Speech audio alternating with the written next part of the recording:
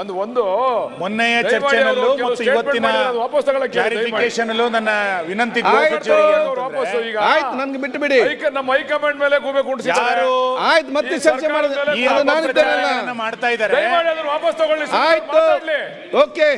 ಅಲ್ಲೆಲ್ಲ ಮಾತಾಡಿ ಬಂದಿದ್ದಾರೆ. ಬಾಲಕೃಷ್ಣ ಅವರೇ, ನೀವು ಅಲ್ಲಿಗೆ ಬರ್ಬೇಕಿತ್ತು. ಮತ್ತೆ ಮಾತಾಡಬೇಡಿ ಬಾಲಕ, ಅಲ್ಲಿ ಮಾತಾಡಿದೇವಲ್ಲ ವಿಚಾರವನ್ನು. ಮಾನ್ಯ ಅಧ್ಯಕ್ಷರೇ, ಯಾರು ಅಪಪ್ರಚಾರಗಳನ್ನು ಮಾಡ್ತಾ ಇದ್ದಾರೆ ಒಂದು ಹಿಂದೂ ಧಾರ್ಮಿಕ ಕ್ಷೇತ್ರದ ಬಗ್ಗೆ, ಅವ್ರ ಮೇಲೆ ಏನ್ ಕ್ರಮ ತಗೊಂಡ್ರಿ ಎನ್ನುವಂಥದ್ದು ನನ್ನ ಮೂಲ ಪ್ರಶ್ನೆ ಇರೋದು. ನಾನು ಮೊನ್ನೆ ಚರ್ಚೆ ಮಾಡಿದ್ದು ಕೂಡ ಇದೇ ಹಿನ್ನೆಲೆಯಲ್ಲೇ ಚರ್ಚೆ ಮಾಡಿದ್ದು. ಮಾನ್ಯ ಗೃಹ ಸಚಿವರು ಉತ್ತರ ಕೊಡ್ಬೇಕಾದ್ರೆ ಆ ಹಿನ್ನೆಲೆಯಲ್ಲಿ ಉತ್ತರ ಕೊಡ್ತಾರೆ ಅಂತ ನಾನು ಕೇಳಿದ್ದೆ. ಇವತ್ತು ಈ ಕ್ಷಣ ತನಕ ನೀವು ಅದು ಉತ್ತರ ಕೊಡ್ಲಿಲ್ಲ. ಹಾಗಾಗಿ ನಾನು ಕೇಳೋದು, ಇದರ ಹಿಂದೆ ಇರುವಂತ ಪಿತೂರಿ, ದೊಡ್ಡ ಪ್ರಮಾಣದ ಒಂದು ಪಿತೂರಿ ನಡೆದಿದೆ. ಅದನ್ನ ಉಪಮುಖ್ಯಮಂತ್ರಿಗಳೇ ಒಪ್ಕೊಂಡಿದ್ದಾರೆ. ಆ ಪಿತೂರಿ ಏನು ಅನ್ನೋದನ್ನ ಹೇಳಿ.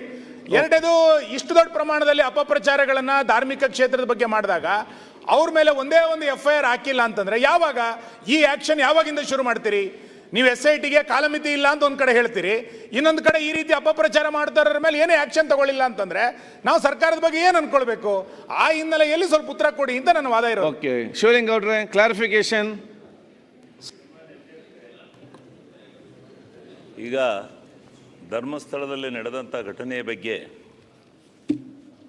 ಚರ್ಚೆಯನ್ನು ನಡೆದಿದೆ, ಉತ್ತರ ಏನು ಕೊಡ್ತಾ ಇದ್ದಾರೆ. ಅದರಲ್ಲಿ ಧರ್ಮಸ್ಥಳ ಪವಿತ್ರವಾದಂಥ ಕ್ಷೇತ್ರ, ಪ್ರತಿಯೊಬ್ಬರೂ ಹೋಗಿ ದೇವರ ಮರೆಯನ್ನು ಒಪ್ತಕ್ಕಂಥವ್ರು. ನಾವು ದೇವರ ಧರ್ಮಸ್ಥಳದ ಭಕ್ತರು. ಓಕೆ, ಧರ್ಮಸ್ಥಳಕ್ಕೆ ಇವತ್ತಿನಿಂದ ಕಳಂಕ ತರ್ತಕ್ಕಂಥ ಕೆಲಸ ನಡೆದಿಲ್ಲ.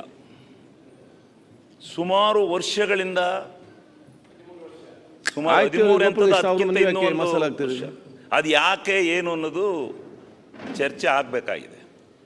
ಧರ್ಮಸ್ಥಳಕ್ಕೆ ಕಳಂಕ ತರ್ತಕ್ಕಂಥ ಕೆಲಸವನ್ನು ಯಾವ ವಿಚಾರದಲ್ಲಿ ಆ ಧರ್ಮಸ್ಥಳವನ್ನು ಒಂದು ಅಪವಿತ್ರತೆಗೊಳಿಸ್ತಕ್ಕಂಥ, ಅಲ್ಲಿಯ ಮ್ಯಾನೇಜ್ಮೆಂಟನ್ನು ಅಪವಿತ್ರಗೊಳಿಸ್ತಕ್ಕಂಥ ಕೆಲಸ ಇವತ್ತಿನಿಂದ ನಡೆದಿರೋದಲ್ಲ, ಭಾಳ ವರ್ಷಗಳಿಂದ ನಡ್ಕೊಂಬಂದಿದೆ. ಸುಮಾರು ವರ್ಷಗಳಿಂದ ನಡ್ಕೊಂಬಂದಿದೆ. ಆ ನಡ್ಕೊಂಬಂದಿರ್ತಕ್ಕಂಥ ಅಪವಿತ್ರತೆಯನ್ನು ಹಾಳು ಮಾಡ್ತಕ್ಕಂಥ ಪ್ರವೃತ್ತಿಯನ್ನು ಇವತ್ತು ಮತ್ತೆ ಶುರು ಮಾಡಿದ್ದಾರೆ ಅಂತಕ್ಕಂಥದ್ದು ಒಂದು ಸಮಸ್ಯೆಯಾಗಿ ಪರಿಣಮಿಸಿದೆ. ಅದನ್ನು, ಆ ಧರ್ಮಸ್ಥಳದ ಆ ಪವಿತ್ರವಾದಂಥ ಸ್ಥಳಕ್ಕೆ ಬಂದಿರತಕ್ಕಂಥ ಕಳಂಕವನ್ನು ಬೇರು ಸಹಿತ ಕಿತ್ತೊಗಿಬೇಕು ಅನ್ನೋದೇ ನಮ್ಮ ಸರ್ಕಾರದ ಸಿದ್ಧಾಂತ. ನಮ್ಮ ಸರ್ಕಾರದ ಸಿದ್ಧಾಂತ ಆ ಧರ್ಮಸ್ಥಳಕ್ಕೆ ಯಾವ ಪವಿತ್ರತೆಯನ್ನು ಹಾಳು ಮಾಡ್ತಕ್ಕಂಥ, ಅದಕ್ಕಿರ್ತಕ್ಕಂಥ ಘನತೆ, ಗೌರವ, ಆ ಭಕ್ತಿ ಭಾವ ಎಲ್ಲವನ್ನ ಏನು ಹಾಳು ಮಾಡಕ್ಕೆ ಹೊಂಟಿದ್ದಾರೆ ಕೆಲವರು, ಆ ಪಟ್ಟಭದ್ರ ಶಕ್ತಿ ಹಿತಾಶಕ್ತಿಗಳನ್ನು ಎಳೆದು ಅವರಿಗೆ ಶಿಕ್ಷೆ ಕೊಡಿಸ್ಬೇಕು, ಆ ಪವಿತ್ರತೆಯನ್ನು ಕಂಡುಹಿಡಿಬೇಕು, ಧರ್ಮಸ್ಥಳಕ್ಕೆ ಇರತಕ್ಕಂಥ ಕಳಂಕವನ್ನು ಏನು ಬಿಟ್ಕೊಂಡು ಹೋಗಬಾರ್ದು ಅಂತಕ್ಕಂಥ ದೃಷ್ಟಿಯಿಂದಲೇ ನಮ್ಮ ಹೇಳ್ತಾರೆ. ನಿಯಮ 164 ಪ್ರಕಾರ ಮ್ಯಾಜಿಸ್ಟ್ರೇಟ್ರ ಮುಂದೆ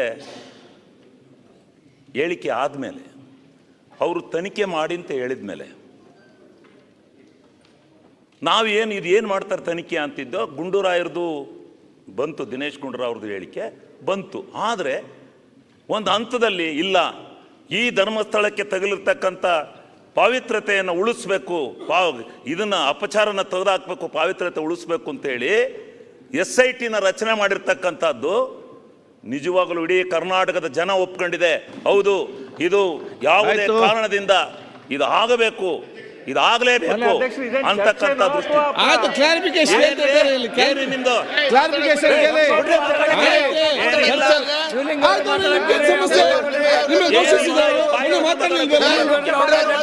ತಪ್ಪು ಹೇಳಿದ್ರೆ ಈಗ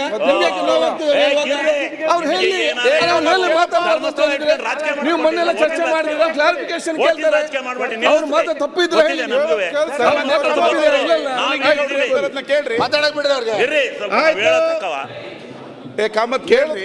ನಾವು ಧರ್ಮಸ್ಥಳಕ್ಕೆ ಬಂದಿರತಕ್ಕಂಥ ಕಪ್ಪು ಚುಕ್ಕಿನ ತೆಗಿಬೇಕು ಅಂತ ಹೊಂಟಿರಕ್ಕಂತ ಶಿವಲಿಂಗೌಡ್ರೆ, ನಾವು ಕಪ್ಪು ಚುಕ್ಕಿ ಉಳಿಸೋದಲ್ಲ, ಬೇರು ಸಹಿತ ಕಿತ್ತೆಸಬೇಕು, ಬೇರು ಸಹಿತ ಕಿತ್ತೆಸಬೇಕು ಅಂತ ಹೇಳಿ SIT ರಚನೆ ಮಾಡಿ ನಡೀತಾ ಇದೆ. ಒಂದು ಸಂಸ್ಥೆ, ಜವಾಬ್ದಾರಿಯುತವಾದಂಥ ಸಂಸ್ಥೆ ಅಲ್ಲಿ ತನಿಖೆ ನಡೆಸ್ತಾ ಇರುವಾಗ ಈಗ ಮಧ್ಯದಲ್ಲಿ ಪ್ರವೇಶ ಮಾಡಿದ್ರೆ ಇಲ್ಲ ಅವನ ಯಾರು ಅನಾಮಧೇಯ, ಅವನೇನು ನಾವು ಇವನು ಅಂತೇಳಿ ಒಪ್ಕೊಂಡಿಲ್ಲ, ಅವನಿಗೆ ಶಾಬಾಷ್ಗಿರಿ ಕೊಡ್ತಾ ಇಲ್ಲ. ಅವನ ಅನಾಮಧೇಯನ್ ಯಾವನ್ ಕಳ್ಸಿ ಜುಟ್ಟು ಹಿಡ್ಕೊಂಡು ಹಳಕ ಬರಂತಡ್ರಿ, ಅಲ್ಲಿವರೆಗೂ ಯಾಕ್ರಿ ತಡೆಯಕ್ಕಲ್ಲ ನೀವು? ಆಯ್ತು, ನೀವು ಕ್ಲಾರಿಫಿಕೇಶನ್ ಮಂತ್ರಿಗೆ ಅವ್ರಿಗೆ ಯಾಕೆ ಮಾತಾಡ್ತೀರಿ? ಜುಟ್ಟು ಹಿಡ್ಕೊಂಡು ಹಳಕ ಬರ. ಯಾರು ಅನಾಮಧೇಯನ್ ಕಳ್ಸಿರೋನು? ಅವನ ಯಾರು ಅನಾಮಧೇಯ? ಎಲ್ಲಿಂದ ಬಂದಾನೆ? ಅವನೇನ್ ನಾಟಕ ಮಾಡ್ತಾವನೆ? ಯಾರ್ಯಾರ ನಾಟಕ ಇಲ್ಲಿ ಎಲ್ಲೆಲ್ಲಿ ನಡೀತಾ ಇದೆ? ಮಂಜು ಸಿಮೆಂಟ್ ಮಂಜು ಮಾತಾಡೋದು ಹೇಳಿ ಮಾರ, ಏನಂದು ಮಾತಾಡ್ತಾರೆ ಯಾಕೆ ಮಾಡ್ತಾ ಇದಾರೆ? ತೆಗಿತೀವಿ ತಡ್ರಿ. ತೆಗಿಯಕ್ಕೋಸ್ಕರಲೇ ಪರಮೇಶ್ವರ್ ಅವರು ಬಹಳ ಸಾಹಸ ಪಡ್ತಾ ಇದ್ದಾರೆ. ಮುಖ್ಯಮಂತ್ರಿಗಳು ಅವರನ್ನು ಬೈದಿದ್ದಾರೆ. ಏನು ಮುಖ್ಯಮಂತ್ರಿಗಳು ಬಿಟ್ರ? ಅವರು ಯಾವ ಷಂಡತಂತ್ರ ಮಾಡ್ತಾ ಇದ್ದಾರೋ ಅವ್ರು ಯಾರ್ಯಾರು ಮುಖ್ಯಮಂತ್ರಿಗಳನ್ನು 24 ಕೊಲೆ ಮಾಡಿದ್ದಾರೆ ಅಂತೇಳಿ ಟಿವಿನಲ್ಲಿ ಹೇಳ್ತಾ ಇದ್ದಾರೆ. ಅವ್ರೇನು ಕಡಿಮೆ ಅಲ್ಲ. ಅವ್ರು ಯಾರು? ಅವ್ರು ಎಲ್ಲಿದ್ದಾರೆ? ಅವ್ರನ್ನ ತರೋವರ್ಗಾರು ನೀವು ಆಯ್ತು. ಶಿವಲಿಂಗ ಅವ್ರೆ, ಉತ್ತರ ಕರೆಕ್ಟ್ ಇದೆ ಕೊಟ್ಟದ್ದು. ನಾವೇನ್ ತಪ್ಪು ಮಾಡಿದೆ ಸರ್ಕಾರ ಅಂತೇಳಿ ಸಂದು ಸರ್ಕಾರದ ಮೇಲೆ ಮುಗಿ ಬೀಳ್ತೀರಾ ನೀವು? ಏನೋ ಮಾಡ್ಬಿಟ್ಟು ಪರಮೇಶ್ವರ್ ಅವರು ಇದು ಶಿವಲಿಂಗ ಅವ್ರೆ ಯಾಕೆ ಇದು? ಶಿವಲಿಂಗ ಅವ್ರೆ, ಅಧ್ಯಕ್ಷರೇ ನಾನು ಅಲ್ಲ ಉತ್ತರ ಕೊಟ್ಟು ದ್ವೇಷ ಮಾಡ್ತಾ ಅಲ್ಲ, ಮಂತ್ರಿಗಳು ಉತ್ತರ ಕೊಟ್ಟು ಕರೆಕ್ಟ್ ಇದೆ. ಜನತೆಗೆ ಮುಗ್ಧ ಜನತೆಗೆ ಹೋಗ್ಬೇಕು ಸಂದೇಶ. ಓಕೆ, ಕಾಂಗ್ರೆಸ್ ಪಕ್ಷದವರು ಧರ್ಮಸ್ಥಳದ ಪರವಾಗಿದ್ದಾರೆ, ಯಾವುದೇ ಕಾರಣದಿಂದ ವಿರೋಧವಾಗಿಲ್ಲ ಅಂತಕ್ಕಂಥದ್ದು ಹೋಗ್ಬೇಕು. ಅದು ಈ ರಾಜ್ಯದ ಜನಕ್ಕೆ ಗೊತ್ತಾಗಬೇಕು. ಆಯ್ತು, ನಮ್ಮಲ್ಲಿ ಸ್ವಾಗತ 500 ಸಂಘಗಳನ್ನು ಕಟ್ಟಿದ್ದಾರೆ, ಆಯ್ತು, ಹಣಕಾಸಿನ ಸಹಾಯ ಮಾಡಿದ್ದಾರೆ. ಶಿವಲಿಂಗ ಅವ್ರೆ ಚರ್ಚೆ ಬೇಡ. ಶಿವಲಿಂಗ ಅವ್ರೆ, ಸ್ಥಳ ಬಂದಿರತಕ್ಕಂತ ಕಳಂಕವನ್ನ ತೆಗಿಲಿಕ್ಕೆ ಹೊಂಟ್ರೆ ಶಿವಲಿಂಗ ಅವ್ರೆ ಹಂಗೆ ಮಾಡ್ಬೇಕು ಅಂತ ದಿವಸ ಹೋಗಿ ಮುಖ್ಯಮಂತ್ರಿ ಶಿವಲಿಂಗ ಅವ್ರೆ ಹೋಮ್ ಮಿನಿಸ್ಟರ್ ಹೋಗಿ ಕುತ್ಕೊಂಡು ಹೇಳ್ಕೊಡಕ? ಆಯ್ತು ಶಿವಲಿಂಗ, ಹೋಮ್ ಮಿನಿಸ್ಟರ್ ಉತ್ತರ ಕರೆಕ್ಟ್ ಇದೆ ಇಲ್ವಾ? ವಹಿಸಿದ್ವಿ, ರಿಸಲ್ಟ್ ಕೊಡೋವರೆಗೂ ಅವ್ರು ವರದಿ ಕೊಡೋವರೆಗೂ ಇರ್ರಿ, ಸರಿ ನೋಡೋಣ ಏನಾಗುತ್ತೆ ಅಂತ.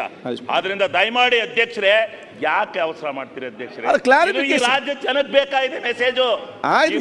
ಜನ ಹೇಳಿದಿರಲ್ಲ ಅಷ್ಟೊಂದು ತಪ್ಪು ಮಾಡ್ತಾವ್ರ, ಹೌದು, ತಾವೀಗ ತಪ್ಪು ಮಾಡಿ ಧರ್ಮಸ್ಥಳಕ್ಕೆ ಶಿಕ್ಷೆ ಕೊಡಿಸ್ತಾವ್ರ ಅನ್ನೋ ರೀತಿನೇ ಯಾಕ್ರಿ ನಾವು ಹೌದು ಅಂತ ಯಾಕೆ ಮಾತಾಡ್ತೀರಿ ಅಲ್ಲಿ ಕೂತ್ಕೊಂಡು? ತಪ್ಪು ಮಾತಾಡ್ತಾರೆ ಮಾಡಿದೀವಿ, ಅದ್ರ ರಿಪೋರ್ಟ್ ಆಯ್ತು, ತಪ್ಪು ಮಾತಾಡ್ರಿ ಇರ್ರಿ. ರಿಪೋರ್ಟ್ ಬಂದ್ಮೇಲೆ ಆಯ್ತು, ಒಂದೇ ಮಾಡಿದೀವೋ, ಧರ್ಮ ಮಾಡಿದೀವೋ, ಅಧರ್ಮ ಮಾಡಿದೀವೋ, ಭಗವಂತ ಮಂಜುನಾಥ ನೋಡ್ಕೊತಾನೆ. ಮಂಜುನಾಥ ಶಿವಲಿಂಗ ಅವ್ರೆ, ಯಾರ ನಾಟಕಕ್ಕೆ ಇದ್ರ ಪರವಾಗಿ ಮಾತಾಡ್ತಾ ಇದಾರೆ? ಈಗ ನಾಟಕ ಬಿಟ್ಟು ಮಾತಾಡ್ತಾ ಈಗ ಗೃಹ ಸಚಿವರ ಉತ್ತರ ಕರೆಕ್ಟ್ ಇದೆಯಾ? ಹೌದು, ಯೂಟ್ಯೂಬ್ನರು ಸ್ವಲ್ಪ ಇದನ್ನ ಮಾಡ್ತಾ ಇದ್ದಾರೆ. ಶಿವಲಿಂಗ ಅವ್ರೆ, ವರದಿ ಸರಿ ಇಲ್ಲ. ಶಿವಲಿಂಗ ಇಲ್ಲಿ ನೋಡಿ, ಉತ್ತರ ಕರೆಕ್ಟ್ ಇದೆ ಗೃಹ ಸಚಿವರದು. ಆಯ್ತು ಸ್ವಾಮಿ, ಗೃಹ ಉತ್ತರ ಕರೆಕ್ಟ್ ಇದೆಯಾ? ಈಗ ನಾನು ಏನು ಗಲಾಟೆ ಅಲ್ಲ, ಉತ್ತರ ಕರೆಕ್ಟ್ ಇದೆಯಾ? ಗಲಾಟೆ ಹಚ್ಚಲ್ಲ ಉತ್ತರ. ಆದ್ರೆ ಈ ಮೆಸೇಜ್ ಯಾಕೆಂದ್ರೆ ನನಗೆ ನಮ್ಮ ಕ್ಷೇತ್ರದ ಜನ ಕೇಳ್ತಾರೆ.